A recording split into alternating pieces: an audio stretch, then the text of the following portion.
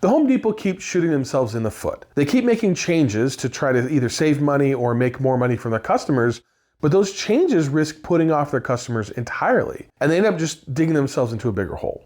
I reported recently on one of these changes, and that was a policy change for appliances sold at the Home Depot. The return policy for those appliances is now only 48 hours.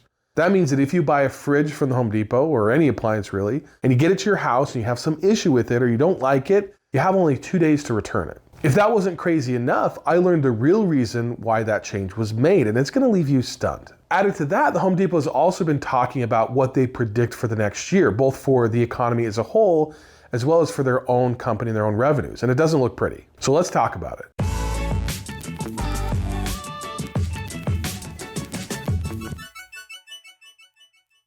So I was walking through the Home Depot recently and I came across something weird, or at least I think it's weird. It was this display of Chopzillas.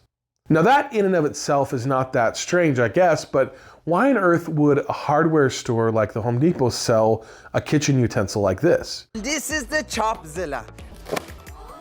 Now maybe it's meant to go with the barbecues, but it was on the opposite side of the store. Now to me, and maybe some of you will have some strong feelings on this, but to me, this is more of an indication of how big box hardware stores have really changed over the years. They've gone beyond just construction and home improvement products to now include all sorts of other unrelated things. In fact, I'm sure that you could tell me about some of the strange things that you've seen at your local hardware store, some things that they sell that have nothing to do with home improvement. Here's the thing though. The Home Depot is the third largest retailer in the country after Costco and Walmart. They have over 2,000 stores across the country, and they don't really open that many more stores each year. There is some small areas for growth and opportunity, but not much, honestly. They're about as big as they can get, and that's why they've really tried to expand their product offering into things like Chopzillas and Halloween and Christmas decorations and things like that, so that they can squeeze more sales out of the same number of stores. Also, more recently, they've turned to making acquisitions. In 2024,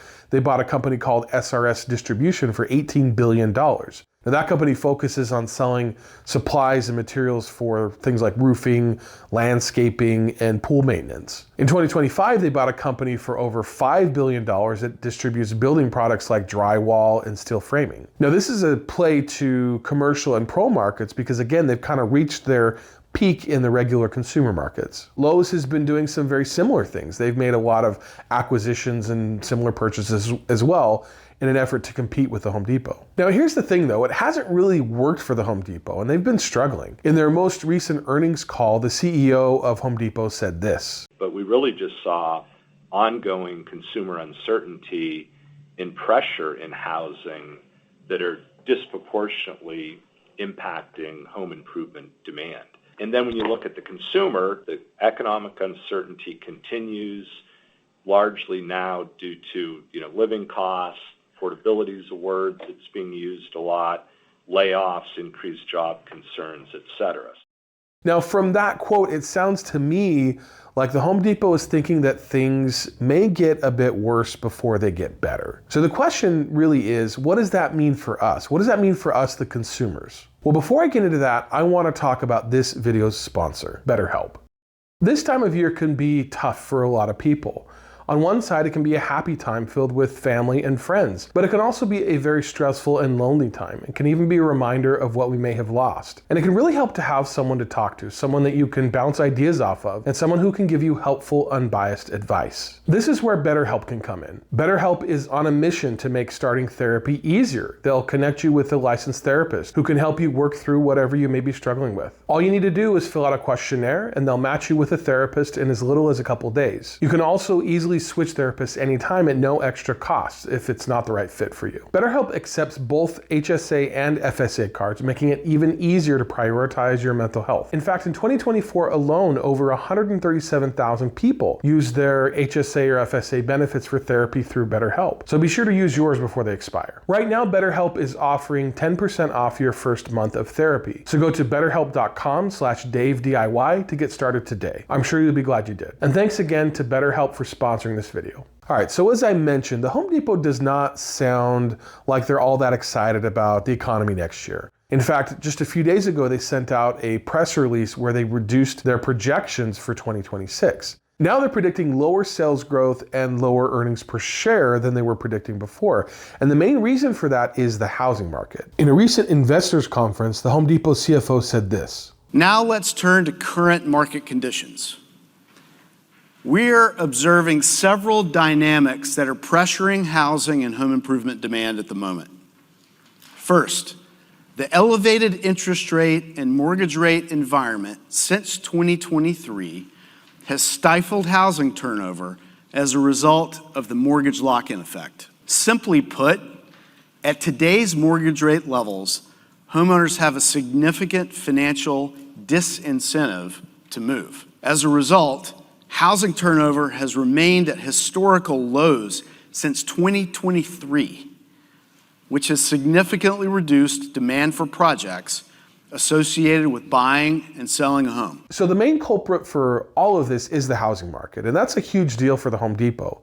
If people are not buying new homes, if they're not remodeling their existing homes, or if they're not building new homes, then the Home Depot is going to suffer as a result. And it sounds like that's exactly what they're predicting for 2026. Now, I've heard from a lot of people that are predicting disaster for the housing market next year. And I'll be honest, I'm kind of on the fence. Interest rates may be slightly lower, which could be a good thing for home buyers, but inflation is still fairly high and things are less affordable right now than they've ever been before. Then you've got millions of baby boomers who may be downsizing soon, and that could lead to more inventory. But then you've got corporations who are buying up all the inventory. Consumer confidence is also lower than it's been in years. Honestly, it's a really strange time that we're living in. It's really uncertain. We don't really know what's going to happen, but I'd like to hear from you. What do you think is going to happen with the housing market in 2026? Do you think that it's going to take off, gangbusters? We're going to be selling like crazy? Or do you think that we're in for a crash and some pain? Leave me a comment and let me know what you think. Now, here's the thing on the housing market. If the housing market improves, then the Home Depot is definitely going to benefit. They're going to sell more because when people move to a new house, they tend to buy new appliances, they tend to remodel. Before people sell, they tend to remodel, and they buy those things from the Home Depot. But if the housing market doesn't get better, if there aren't changes there, if it actually gets worse, then Home Depot is going to do much worse. And Home Depot is a huge company. And a lot of people actually look at Home Depot as a bellwether for the entire economy. So the way they go is kind of how the whole economy goes. So here's the thing though. Home Depot is a publicly traded company, which means that they have investors that demand constant growth. And one of my biggest pet peeves with publicly traded companies is that they often sacrifice long-term growth and long-term strategy, long-term viability for short-term gains, things that bring them good earnings in a quarter versus good earnings in a decade. And that brings me to the point that I made at the very beginning of the video about their new return policy on appliances. So like I said, they recently changed their return policy from, I believe it was 30 days to 48 hours. Now, I think it's ridiculous. In the video that I made about it, a lot of my commenters did as well. But it's not just them. Other stores have made the similar change. Lowe's has changed their policy to 48 hours, and so has Walmart. This is for appliances. Now, I'm sure that it saves them money on returns, but this is an example of one of those things that I think that they're doing to shoot themselves in the foot. It may save money in the short term, but in the long term, it actually turns off customers to the product, and they're going to have fewer sales because of it. But I actually learned, since I made that original video, another reason why they may have actually made that change.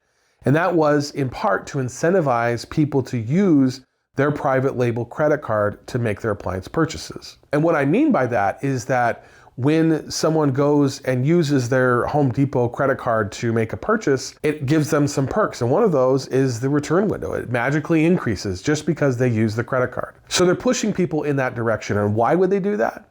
Well, to make more money. So again, this is an indication of companies like Lowe's and the Home Depot doing all they can to squeeze more money out of their existing customers. Now, the Home Depot doesn't report exactly how much money they make from their private label credit card, but many estimates put it at well over $1 billion. Now, that's not money that they make from selling lumber or sheetrock or nails or even Chopzillas, but rather money they make from interest payments and late fees from their existing customers on the purchases that those customers have made. Now, the Home Depot has a lot of other issues as well. Tariffs are causing prices to increase across the board, and as a result, they're trying harder to source products domestically. Now, in the grand scheme of things, that's essentially what the tariffs are designed to do, but it will increase their costs regardless. And there are just a ton of products that simply are not made in the US that you can't get in the US. You have to buy them from the foreign countries and foreign companies that make them. Another issue that the Home Depot has, and this kind of goes back to, the actions they take to shoot themselves in the foot, but the other issue that they have is cameras in their parking lot. Now, cameras in a parking lot is not that unusual, but in many Home Depot locations, they've installed AI-powered cameras. I think they also call them flock cameras. They're meant to capture license plates and other information like that. Now, the initial reason for that, I'm sure, was to track organized retail crime, people stealing tools and other things from the stores, which has been a problem for quite some time at the Home Depot. In fact, I've made a few videos on it. It's been a big deal. They lose a ton of money from it. But the problem here is that there have been reports of Home Depot sharing that information from their cameras with immigration enforcement. And there's also been some ICE raids in Home Depot parking lots. Now, none of this is good for the Home Depot. They're alienating their customers due to privacy concerns and concerns over immigration policy. A lot of immigrants are construction workers. A lot of immigrants are blue-collar workers, and they're the types of people that shop at the Home Depot. So they are really alienating those customers as well as others that may not agree with their policies. And all of these things are going to have a negative impact on Home Depot going forward. And it's going to be interesting to see how they respond to all of this in the coming year. At the end of the day, corporations are not our friends. They can provide us with products and services that we want or that we need, but all they really want is our money.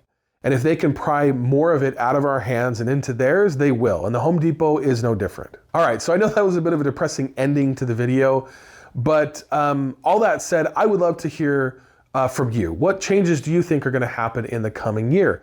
What are some of the changes that you've seen at your favorite hardware store over the years? What changes have been good? Which have been bad? Leave me a comment and let me know. As always, I'll be keeping my eye on all of this, and I'll be giving you updates as I see them.